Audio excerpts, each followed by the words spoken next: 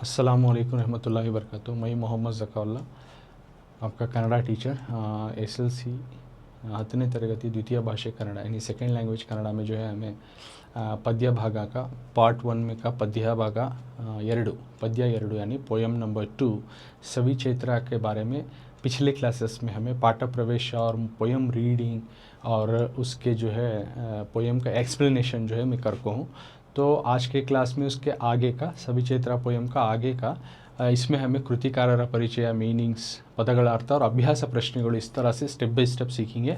उसमें सबसे पहले अब आथर का इंट्रोडक्शन, इस पोयम में कृतिकारर परिचय क्या था उसके बारे में हमें डिस्कस करेंगे। सो तुम पिक्चर देख सकते हैं, इस तरफ किताब में PDF में दिखा रहा हूँ कि कृतिकारर परिचय means author introduction. Author introduction poem के बारे में बता रहे। सो पोएट के बारे में जी, इस नज़म को जो सभी चैत्रा नज़म को लिखो है, सभी चैत्रा के नज़म के ऑथर। सो पोयम इस सभी चैत्रा।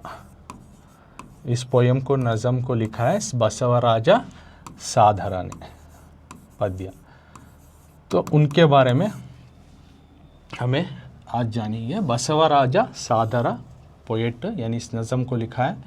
इवरू ये धारवाड़ जिले कुंदगोड़दली यानी धारवाड़ के डिस्ट्रिक्ट के कुंदगोड़ा नाम का एक गांव है। तो वहाँ पे 1955 में 1955 यानी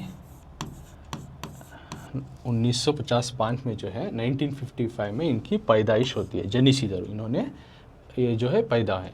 उसके बाद जो है ना कन्नड़ा में स्नातकोत्तर पदवी यानी पोस्ट ग्रेजुएशन PG उसको बोलते हैं स्नातकोत्तर। अंडर ग्रेजुएट को बोलते हैं पदवी। उसके बाद का जो पोस्ट ग्रेजुएशन हासिल करते हैं ना उसको बोलते हैं स्नातकोत्तर। तो कन्नड़ा में इन्होंने पोस्ट ग्रेजुएशन यानी MA को जो है हासिल किए।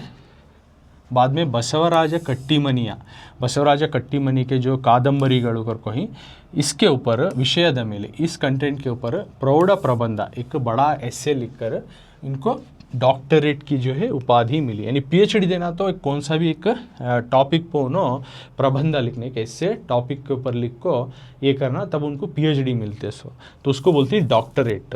तो इन्होंने चुना था बसवराज कट्टीमनी कादंबरिಗಳು। तो इस किताब के ऊपर उन्होंने प्रबंध लिखा तो उनको डॉक्टरेट मिला। उसके बाद अब इनका करियर लाइफ उसके बाद सभी आता क्या था। तो इವರು बेंगलुरु आकाशवाणी केंद्र, बेंगलुरु की जो रेडियो सेंटर है तो वहाँ पे विविध भारती को जो ये आता है टेलीकास्ट, उसमें विविध भारती में निर्देशकराಗಿ एज ए डायरेक्टर कार्य निर्वहिಸುತ್ತಿದ್ದರು। विविध भारती में बेंगलुरु की जो आकाशवाणी की जो सेंटर है उसमें विविध भारती में इन्होंने विविध भारती के डायरेक्टर का काम कर को ही कार्य निर्वहिಸುತ್ತಿದ್ದಾರೆ। तो वहाँ पे काम कर रहे हैं। तो इनका करियर लाइफ है। इसके बाद इन्होंने सिसिपसरा सुत्तु नाम का कवना संकलन, सिसिपसरा सुत्तु ये एक किताब है जिसमें बहुत सारे नज़म है। तो कवना संकलन बोलती हैं। तपदंडा नाम का एक किताब जिसमें कथा संकलन यानी स्टोरियों का बहुत सारे स्टोरियों लिख को किताब बनी, तो उसको बोलती है संकलन। तो तपदंडा नाम का किताब, बाद में ಹೊಸ आलोचने नाम का वही किताब, और एक एस्से मृदुವಾಗಿ मुट्टुकने का और एक किताब जो कि उसमें एस्से सी यानी प्रबंध उसको लिखी। ऐसे बहुत सारे ಮೊದಲಾದ ಕೃತಿಗಳನ್ನು ಬರೆದಿದ್ದಾರೆ। इस तरह के बहुत सारे किताबों को इन्होंने लिखा है। तो ये हो गया उनके कृतिಗಳು में ये सब आती। और उसके बाद ಇವರಿಗೆ इनको अखिल भारत तो अखिल भारत आकाशवाणी स्पर्धे में बहुमान मिला है। यानी अखिल भारतीय आकाशवाणी के जो कंपटीशन है उसमें इनको अवार्ड मिला है। किसको? बसवराज साधरा को। और दूसरा जयतीर्थ राजपुरोहित स्मारक बहुमान, एक किस्म का जो अवार्ड्स, अब उनके अवार्ड की बारी, प्रशस्ति की बारी, ये सभी उनको अवार्ड्स मिली। जयतीर्थ राजपुरोहित स्मारक बहुमान नाम का, बहुमान मीन्स एक अवार्ड प्राइज जो है उनको भी उसमें भी मिला है। उसके बाद ಹಾಗೂ राज्य साहित्य अकेडमी, तो राज्य स्टेट लिटरेचर अकेडमी को आता है राज्य साहित्य अकेडमी, तो उसमें उनको अवार्ड्स मिले, ಬಹುಮಾನಗಳು ಬಂದಿವೆ।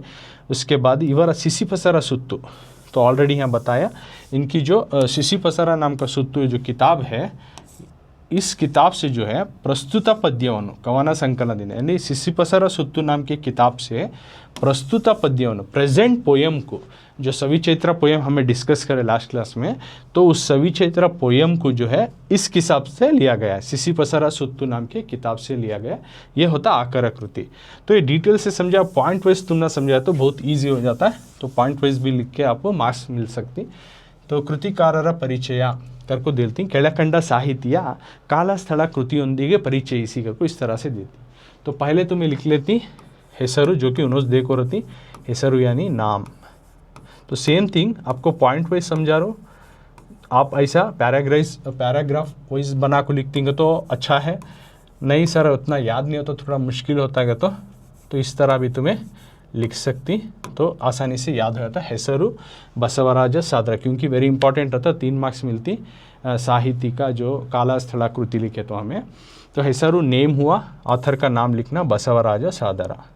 अब काला ईयर, तो इसमें जनना करके डालिए, बर्थ इनकी पैदाइश जनना 1955 1955 तो 1955 में इनकी पैदाइश हुई।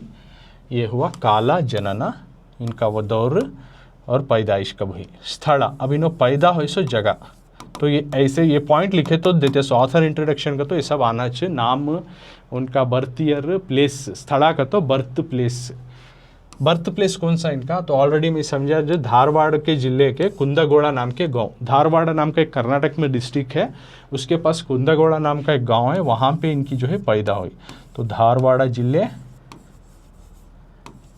लिखो, धारवाड़ा जिले या कुंदगोड़ा यानी धारवाड़ डिस्ट्रिक्ट के कुंदगोड़ा नाम के एक गांव के पास जो है इनकी पैदाइश होती है, कुंदगोड़ा। तो ये हुई स्थला यानी एक नाम, दूसरा उनका पैदाइश कब हुई, दूसरा बर्थ प्लेस पैदाइश की जगह। अब नेक्स्ट क्या लिखना, अब इन्हों ऑथर इन्हों लिखे हुए किताबों को लिखना। अब कृतिगलु किताबें, books which are the books he has wrote, इज ऑथर राइट। तो इन्होंने ऑथर है तो बहुत सारे किताब लिखे, तो ऑलरेडी बोलियो कुछ ಸಿಸಿಪಸರ ಸುತ್ತು लिखो ही, तबदंडा लिखो ही, ಹೊಸ ಆಲೋಚನೆ, मृदुವಾಗಿ मुट्टू, इस तरह के किताब लिखी। कम से कम आप 3 लिखे तो अच्छा रहता है। सिसिपसरा पूरे भी लिखो, याद रहा तो, अगर नहीं याद हुआ तो इतने तो भी मैंडेटरी तुम्हें लिखना चाहिए। सिसिपसरा सुत्तु कवन संकलन, कथा संकलन दाल को पूरा लिखती तो लिखो, ऑलरेडी समझे हो मैं। कथा संकलन को तो क्या स्टोरी का एक पूरा मिला को किताब, कवन संकलन पूरे उनकी नज़म के मिला को एक किताब, इस तरह से विमर्श का तो उसके बारे में उन्होंने डीपली डिस्कस कर को इनसो। तो ಸಿಸಿಪಸರ सुत्तु, तबदंडा और नेक्स्ट ಹೊಸ आलोचने कर को है, ये एक लिख लो। एक विमर्श यानी ये भी एक किताब जो है विमर्श कर को ही उन्होंने, ಹೊಸ आलोचने कर को, न्यू थॉट्स। तो ये किताबों के नाम है, ಸಿಸಿಪಸರ सुत्तु, तबदंडा, ಹೊಸ आलोचने। अब इसके भी माने का डीपली उतना जानो, किताब के नाम कर को इतना याद रख लियो। नेक्स्ट इन्हों जो लिखो ही वो किताब कृतिगलु। नेक्स्ट अब प्रशस्ति लिखना, अवार्ड्स, इनको कौन से अवार्ड्स मिली, which are the awards he has got.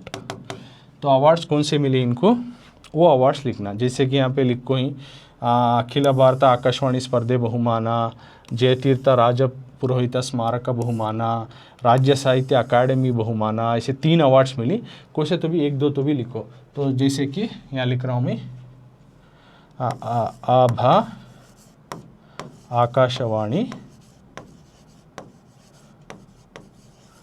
Akashvani स्पर्धे ಬಹುಮಾನ।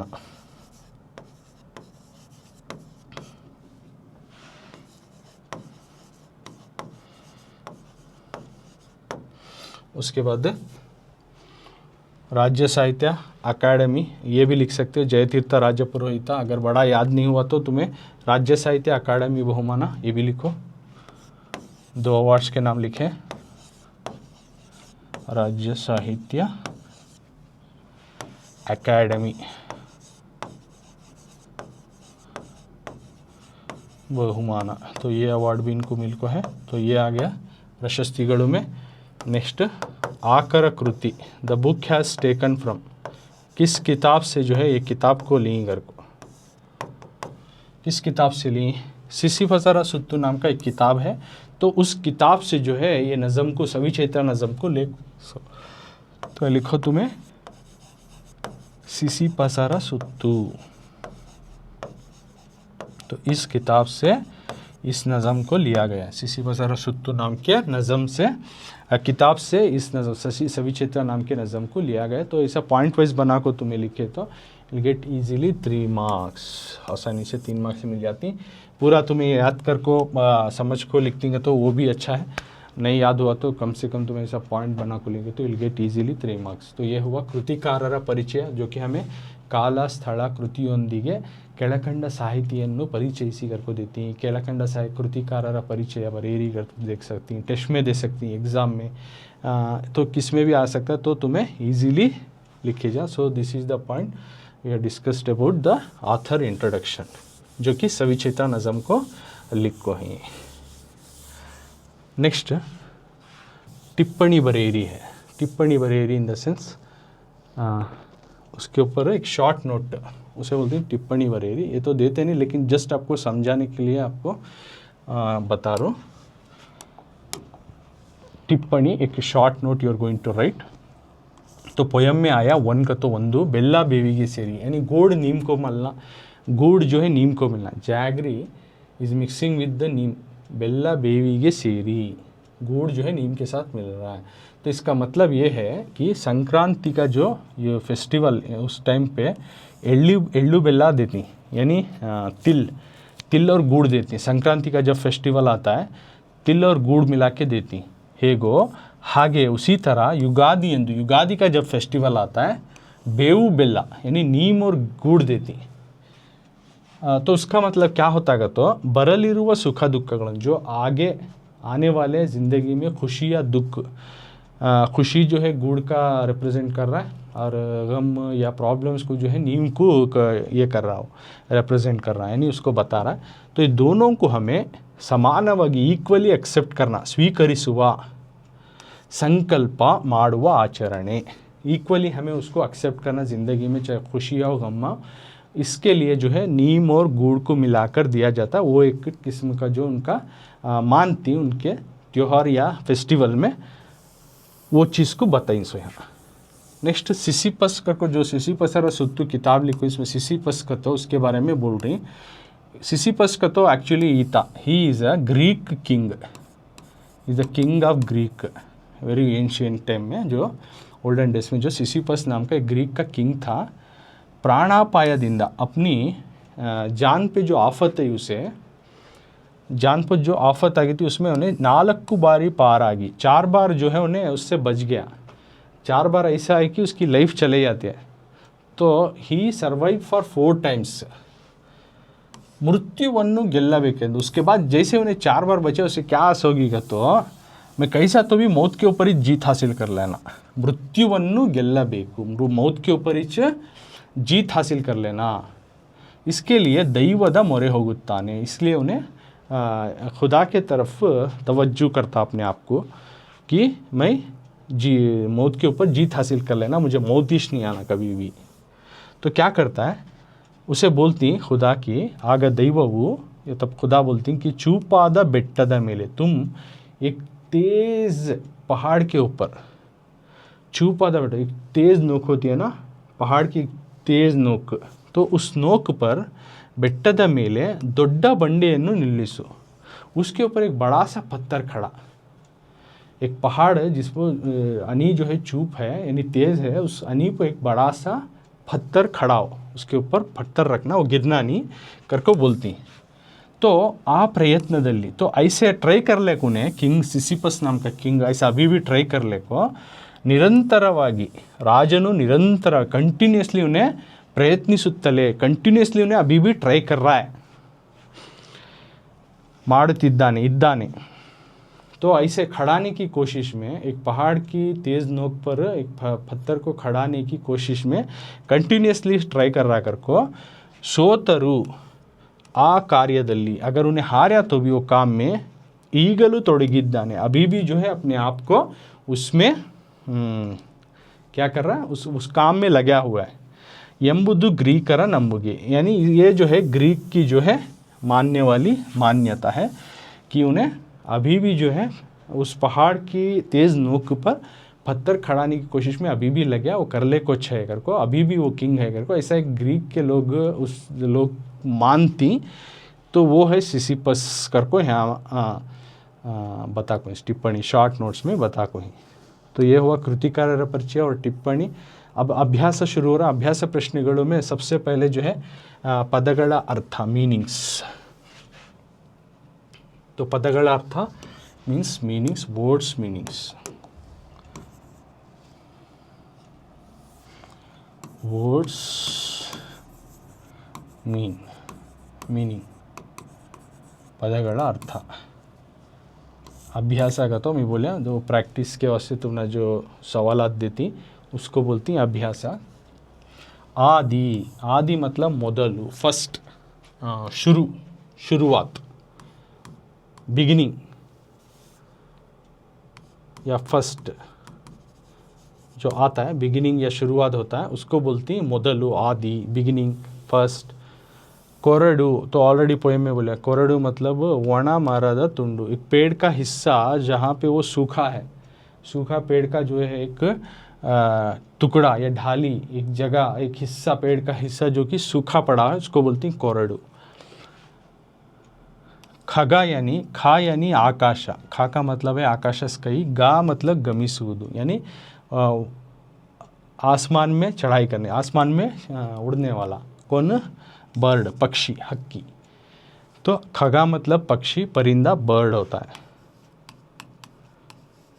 हक्की, खगा मतलब बर्ड। चैतन्य, चैतन्य एक ಹೊಸ चैतन्य करती, नया एक्टिविटी हो, नया काम। चैतन्य मतलब एक एक्टिविटी या काम को बोलते हैं, एक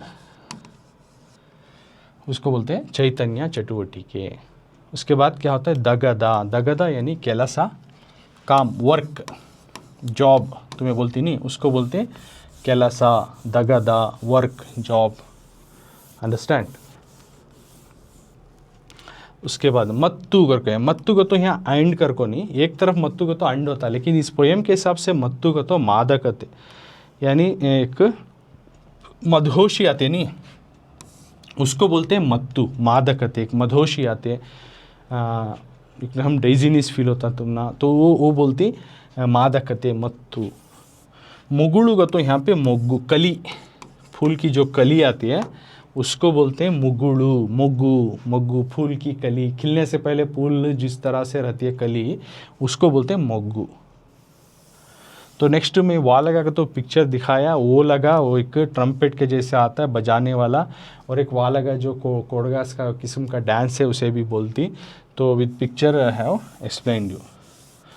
तो वा लगा का तो किस्म का ट्रम्पेट एक किस्म का जो है म्यूज़िकल इंस्ट्रूमेंट। कलरवा, मोह का ध्वनि, एक बहुत ही खूबसूरत आवाज़, अ नाइस साउंड, खूबसूरत आवाज़ या एक सुनहरी आवाज़, सुनहरी आवाज़, सुनने बहुत ही अच्छा लगता हो, सुनने बहुत ही मज़ा आता हो, ऐसी एक आवाज़, उसे बोलती कलरवा, मोह का ध्वनि। कोनरू, कोरडा कोनरू बोला नहीं, कोनरू का तो चिगुर, चिगरता नहीं यार, स्प्राउट्स निकलता नहीं, उसको बोलते हैं चिगुरु, कोनरू, स्प्राउट। चिगीता अगर तो ये भी देखो चिगुरीदा, ऑलरेडी जो स्प्राउट निकल गया नहीं, चिगर गया नहीं, उसको बोलते हैं चिगीता यानी चिगुरीदा। उसके बाद क्या है तारका, कुकीला कोगिलिया, उसमें आता है देखो लाइन तारका, तारका केरी यानी तारका मतलब एत्तरदा स्वर, हाई पिच में जो अब सॉन्ग गाते रहती, गाते गाते एक हाई पिच निकलता मालूम, वैसे कोयल की कू कू एक हाई पिच की आवाज़, जो कुहू कुहू की आवाज़ जो निकल रही है उसको बोलती तारका, एत्तरदा स्वरी। और एक पारू माडुवोनु, और का तो बचाने वाला कर को भी होता है कर को बोल रही।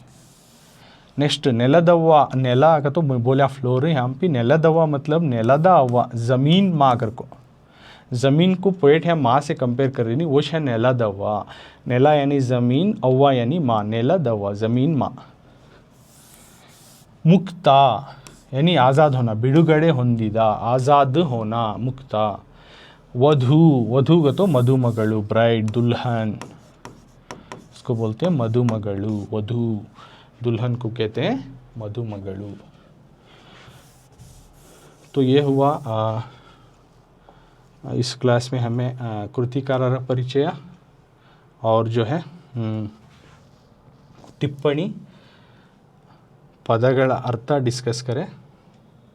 उसी तरह अब आगे अभ्यास प्रश्नेಗಳು ही, तो अभ्यास प्रश्नेಗಳು हमें डिस्कस करेंगे। अभ्यास प्रश्नेಗಳು में क्या क्या आती हैं, सो तुम्हें देख सकते हैं सेकंड मेन में प्रश्नेಗಳು है, राइट। एक तरफ मैं टेक्स्ट बुक में तुम ना प्ले कर को दिखा रहा हूँ, तो उसमें फर्स्ट मेन शुरू हो रहा, तो विथ उसके आंसर के साथ सोल्यूशंस के साथ उस सवाल के जवाबों के साथ हमें देखेंगे अब,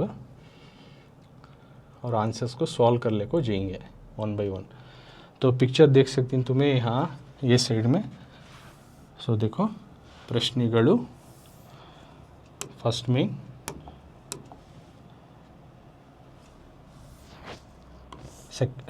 तो फर्स्ट में पदಗಳು अर्थ होगा, सॉरी सेकेंड में प्रश्नेಗಳು मीन्स क्वेश्चंस।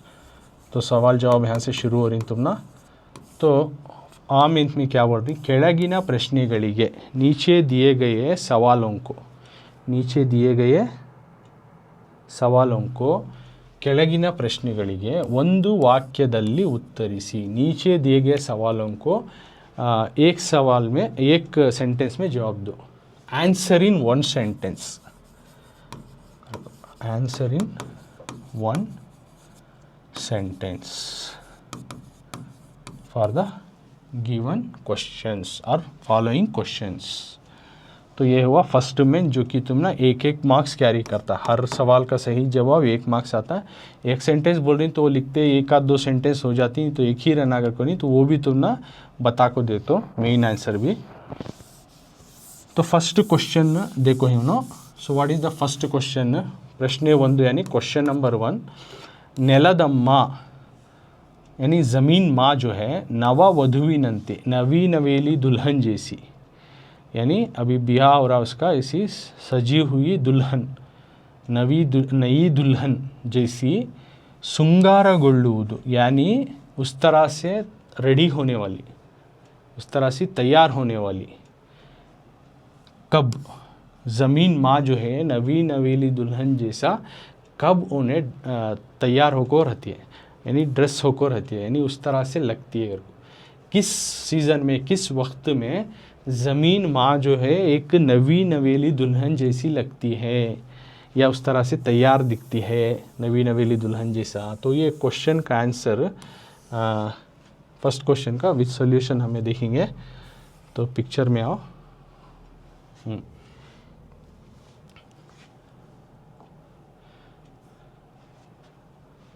ನೆಲದಮ್ಮ यानी ज़मीन माँ,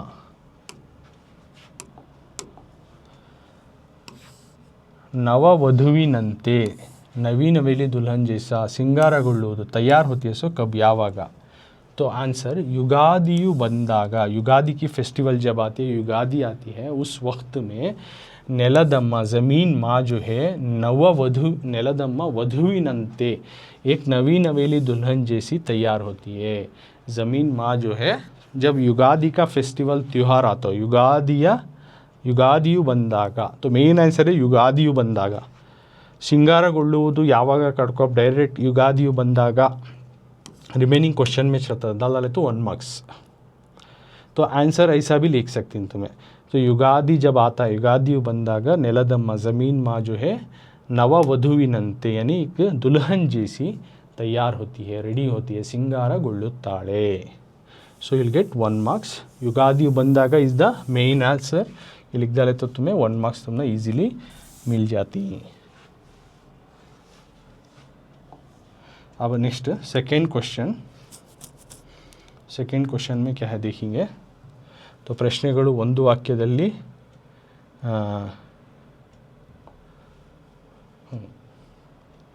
ಒಂದು ವಾಕ್ಯಗಳಲ್ಲಿ ಉತ್ತರಿಸಿ। इसमें तुम्हें देख सकती, तो यहाँ पे सेकेंड क्वेश्चन है,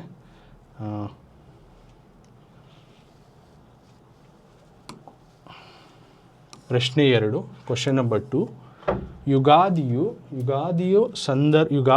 संदर्भದಲ್ಲಿ यानी युगादि के सिचुएशन युगादि फेस्टिवल के दौरान नेलदम्मा यानी ज़मीन माँ ಹೇಗೆ सिंगारಗೊಳ್ಳುತ್ತಾಳೆ किस तरह से तैयार होती है। युगादि के फेस्टिवल के दौरान ज़मीन माँ किस तरह से रेडी होती है, वो ज़रा क्वेश्चन सुनिए, थोड़ा घुमा फिरा के पूछिए बता। तो युगादि के फेस्टिवल के दौरान युगादिಯ संदर्भದಲ್ಲಿ युगादि के त्यौहार के दिन या उस सिचुएशन में उसके दौरान नेलदम्मा ज़मीन माँ ಹೇಗೆ किस तरह से सिंगारಗೊಳ್ಳುತ್ತಾಳೆ तैयार होती है, किस तरह से रेडी होती है अगर को। तो आंसर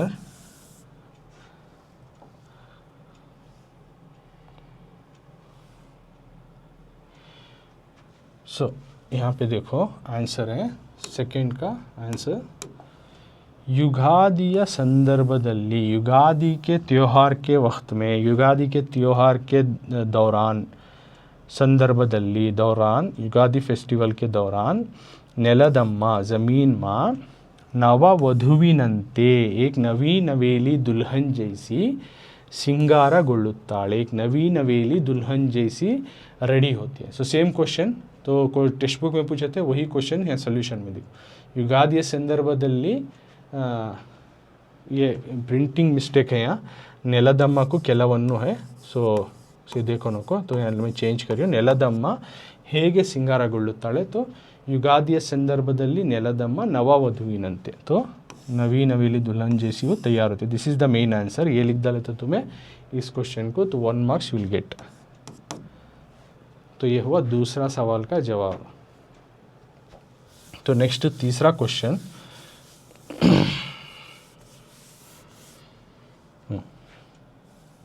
तो टेक्स्ट बुक में देख लो पहले, उसके बाद सेम क्वेश्चन देखो तुम्हें प्रैक्टिस करो। प्रश्ने 3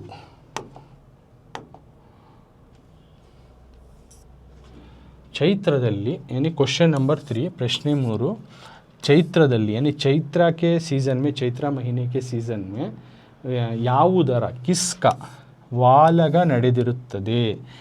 चैत्र के महीने में इस सीज़न में मैं बोली चैत्र एक कन्नड़ा हिंदुओं का जो है कन्नड़ा मंथ्स के नेम है, जैसे चैत्र वैशाख आषाढ़ आती, जैसे जनवरी फरवरी आती वो बोली मैं।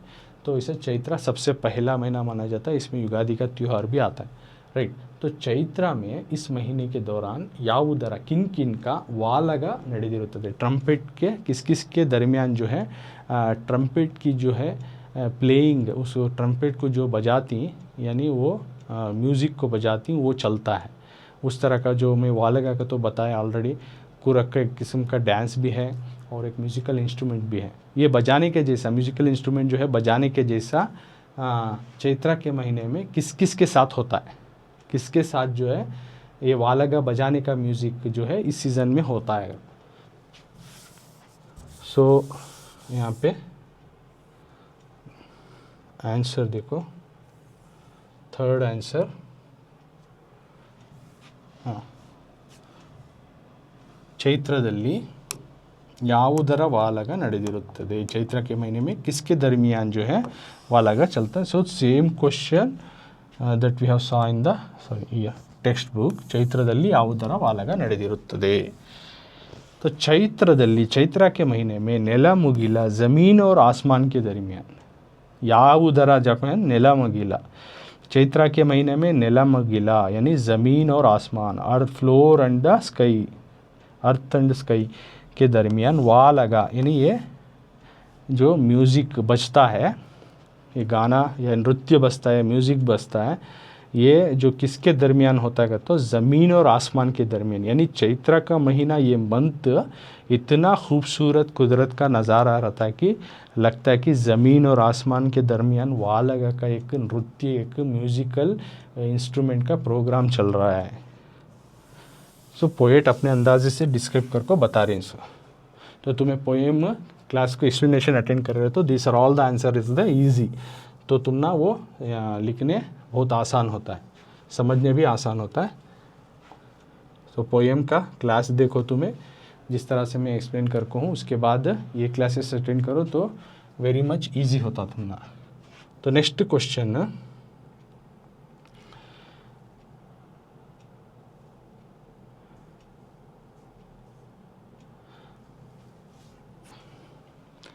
कुछ एडिशनल क्वेश्चंस ही उसको डिस्कस कर लेकर उसके बाद हमें टेक्स्ट बुक के क्वेश्चन देंगे। तो 3 क्वेश्चंस हुए, उसके साथ एडिशनल जो कि पूछ को ही, ये भी इम्पॉर्टेंट है, ये भी हमें सीख लेंगे। चैत्रवु माडुव केलसवेनु, चैत्र का महीना क्या काम करता है। चैत्रवु यानी चैत्र का महीने का काम क्या करता हो, कही कಳೆದು यानी कड़वापन को निकाल कर, सिही ಹೆಚ್ಚಿ, मीठे को बढ़ाने वाला, ಎಲ್ಲರ ಎದೆಗಳಲ್ಲಿ ಸವಿಯನ್ನು ತುಂಬುತ್ತದೆ, हर एक के दिन में इसका मज़ा चखाता है। चैत्र महीने का काम क्या करता हो, इस महीने में यानी कड़वापन को निकाल कर मीठेपन को लाता है और साथ में क्या करता है तो हर एक के दिल में इसका मज़ा जो है चखाता है। ये चैत्र का महीने का काम है। नेक्स्ट 5th वन, युगादिಯಲ್ಲಿ ಯಾವ ತಿನಿಸನ್ನು ಹಂಚುವ संप्रदायविದೆ। ये सब एडिशनल क्वेश्चन है जो कि आती वेरी इंपॉर्टेंट चीज़ें सभी। युगादि के त्यौहार के टाइम में किसके खाने के चीज़ों को जो है, कौन सी चीज़ को जो है खिलाई जाती है, ये इनका एक कल्चर है, संप्रदाय है, उनका एक कल्चर, एक मानती हैं कि इस त्यौहार में, इस फेस्टिवल में ये खिलाना, क्या खिलाती उन्होंने इस त्यौहार के टाइम में, युगादि में। तो युगादिಯಲ್ಲಿ, युगादि त्यौहार के टाइम में उन्होंने क्या खिलाती हैं तो ಬೇವು ಬೆಲ್ಲವನ್ನು यानी नीम और गुड़ को हंचुआ संप्रदाय यानी देने का एक उनका कल्चर है। तो युगादि त्यौहार के टाइम में नीम और गुड़ उन्हें देने का एक उनका कल्चर है। नेक्स्ट, सुखद सुग्गियु ಯಾವಾಗ ಬಂದಿತು यानी खुशी की लहर कब आई। युगादियु ಬಂದಾಗ यानी युगादि का त्यौहार आगा तो सबके अंदर खुशी की लहर आ गई। सुखद सुग्गियु, खुशियों का माहौल छा गया। कब खुशियों का माहौल छा गया, युगादियु ಬಂದಾಗ, युगादि का त्यौहार फेस्टिवल आया तो सब जगह में खुशी का माहौल भर गया।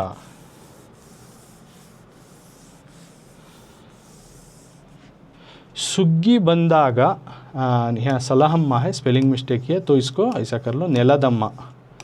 सुग्गी बंदाग, जब सुग्गी आती है यानी खुशी का माहौल आता है तब नेलदम्मा, ज़मीन माँ क्या होको रहती है, ಏನಾದಳು, ज़मीन माँ क्या होती है। सुग्गी बंदागा नेलदम्मा ಏನಾದಳು, जब सुग्गी का माहौल आता है यानी खुशी का माहौल होता है, ज़मीन माँ क्या होको रहती है। सुग्गियु बंदागा यानी सुग्गी का माहौल, चैत्र का माहौल, जो मंथ का माहौल आता है तब नेलदम्मा ಹೊಸ ಮದುಮಗಳು या नववधू, दो भी एक ही चीज़, ಹೊಸ ಮದುಮಗಳು का तो भी न्यू ब्राइड, नववधुविनंते का तो न्यू ब्राइड, ये कोई सा भी एक लिखो, इसमें दोनों का माना सेम है। यानी नवी नवेली दुल्हन जैसी लगती है ज़मीन इस महीने में। यानी सुग्गी के महीने में, जो खुशी का महीना हो और हरे भरे का महीना हो, एक चैत्र का महीना हो, इस महीने को बोलती सुग्गी का महीना, सुग्गी बंदागा। ಯಾವ ರೀತಿಯಲ್ಲಿ, नेक्स्ट क्वेश्चन प्रश्न 8 सवाल नंबर 8, ಯಾವ ರೀತಿಯಲ್ಲಿ, किस तरह से बरडू जीवा यानी एक सूखी पड़ी हुई ज़िंदगी में चैतन्य यानी एक एक्टिविटी, एक एक्टिवली पार्टिसिपेट होना शुरू होती। कब एक बंजर रहती है, बेजान जैसा रहती है, किस वक्त के दौरान जो है एक बंजर जैसे हालत में एक एक्टिव रहती, एक्टिव नहीं रहते, एकदम डल रहती, तो कब हमें फुल एक्टिव हो जाती, किस माहौल में, किसके दौरान, ಯಾವ ರೀತಿಯಲ್ಲಿ, किस तरह से एक इनएक्टिव जान में भी जो है चैतन्य मूडित, एक जान आ जाती है, एक एक्टिवली पार्टिसिपेट होना हो जाती या एक्टिविटी उनमें आ जाती है।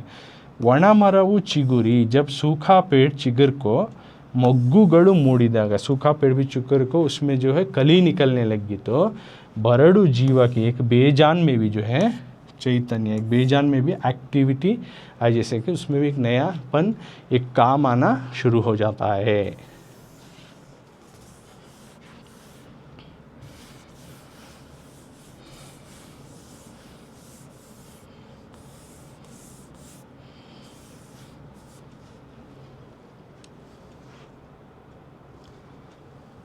तो ये ಒಂದೊಂದು ವಾಕ್ಯದಲ್ಲಿ ಉತ್ತರಿಸಿ मैं डिस्क्राइब करको हूँ तुम ना।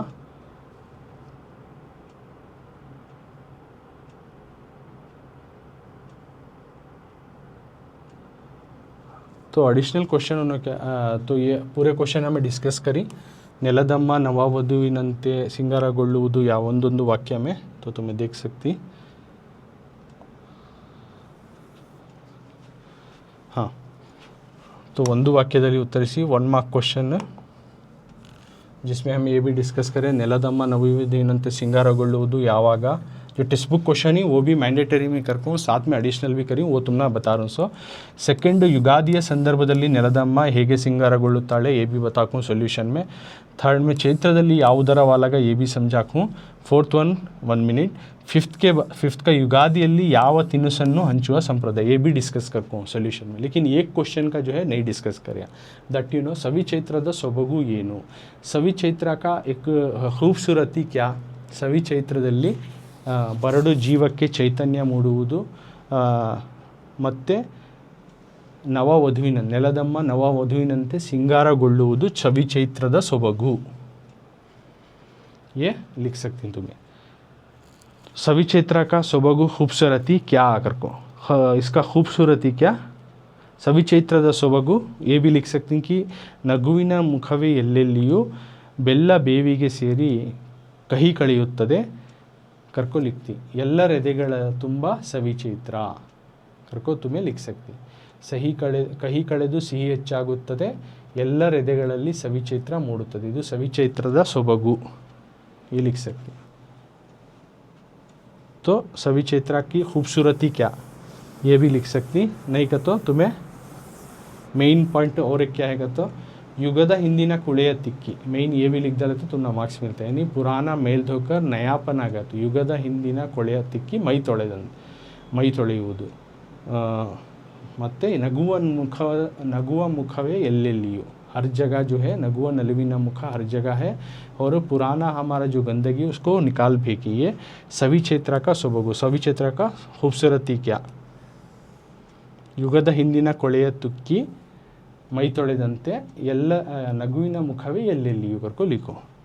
तो हर जगह जो है उस पुराना मेल को धोकर एक नयापन ला रही और साथ में क्या करें हर एक के दिल में जो है हर एक चेहरा जो है खुशी का माहौल है. तो ये हुआ सवी चैत्र का ಸೊಬಗು खूबसूरत. तो लिखो को तो मैं यहाँ लिख दूँ. फोर्थ आंसर ಯುಗದ ಹಿಂದಿನ ಕೊಳೆಯ ತಿಕ್ಕಿ ಮೈ ತೊಳೆದಂತೆ. ಯುಗದ ಹಿಂದಿನ ಕೊಳೆಯು ತಿಕ್ಕಿ ಮೈ ತೊಳೆದು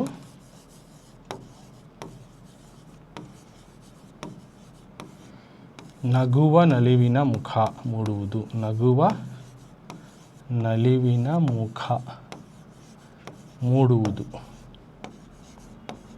यानी पुराना मेल धोकर नएपन को लाकर और हर जगह खुशी के चेहरे नज़र आना ये सवी चैत्र की खूबसूरत है. पोएट के हिसाब से सवी चैत्ರದ ಸೊಬಗು सवी चैत्र की खूबसूरती क्या आकर को तो मैं लिख को भी बता के तो you can note and right will get 1 mark. तो ये वो ಒಂದೊಂದು ವಾಕ್ಯದಲ್ಲಿ ಉತ್ತರಿಸಿ तो 1 मार्क्स के. तो टोटल आप 5 भी अटेंड करें तो 5 marks will get. Along with में एडिशनल क्वेश्चन भी तुमने एक्सप्लेन कर को हूँ. तो ये क्लास में अब तक हमें देख सकते हैं कृतिकारರ ಪರಿಚಯ एक्सप्लेन करें हमें. सवी चैत्र के पोएट जो है बसवराज सादराही इनका इंट्रोडक्शन हमें डिस्कस करें और उसके बाद पॉइंट वाइज भी डिस्कस करें और पूरा भी उसमें भी समझा करूँ. टिप्पणी यानी शॉर्ट नोट्स इसका माना क्या कर को तो तुम ना एग्ज़ाम में नहीं देते टेस्ट में होना तो दे सकती. तो इसके लिए वो भी समझाइए. अभ्यास शुरू होता है प्रश्नಗಳು जो को सवाल जवाब उसमें फर्स्ट में जो है मीनिंग से मीनिंग्स को भी मैं तुम्हें समझा दूँ इस क्लास में. और प्रश्नಗಳು जो सवाल जवाब हैं क्वेश्चन आंसर जो 1 मार्क्स के हैं वेरी इंपॉर्टेंट. अलॉन्ग विथ तुमने एडिशनल भी मिल जाती. इसके अलावा भी अगर इसमें से बीच बीच में जो अलग टाइम में पूछे गए क्वेश्चंस पेपर्स में या प्रीवियस पेपर्स में तो उस क्वेश्चन को भी मैं जो है समझा हूँ. तो ये हुआ अभ्यास प्रश्नಗಳು का पार्ट जिसमें कि हमें इतना सीखे. अब आगे का इसी में का अभ्यास प्रश्नಗಳು का थर्ड में जैसा 3-4 वाक्य आगे के क्लास में हमें प्रैक्टिस करेंगे.